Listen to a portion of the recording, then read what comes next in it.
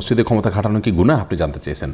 দেখুন, মসজিদে ক্ষমতা বা দাপট দেখানো এটা গুনাহ হবে নাকি গুনাহ হবে না, নাকি উল্টা সওয়াব হবে, এটি নির্ভর করবে আপনি কেন দাপট দেখাচ্ছেন সেটি। আপনি যদি সেখানে মসজিদে কোনো অন্যায় হচ্ছে, সে অন্যায় দূর করবার জন্য আপনার দাপটটা যেটা আপনি খাটাচ্ছেন, তাহলে সেটা বরং সওয়াবের কারণ হবে।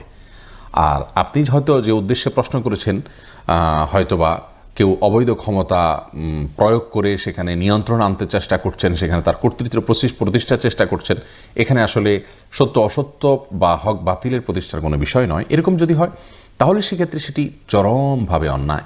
ধরি অন্য 10টা জায়গায় মাস্তানি করা আর আল্লাহর ঘরে মাস্তানি করা, এ দুটার ভিতরে পার্থক্য অনেক বেশি। যার কারণে আল্লাহর ঘরে এসে যদি কেউ নিজের দাপট দেখাতে চায়, অহংকার প্রদর্শন করে, তাহলে সেটি একে তো অহংকার করা, আবার আল্লাহর ঘরে এসে অহংকার করা, এটি ডাবল অপরাধ হবে। এবং আল্লাহ মাফ করুন, এটি কোনো জান্নাতি মানুষের চরিত্র হতে পারে না।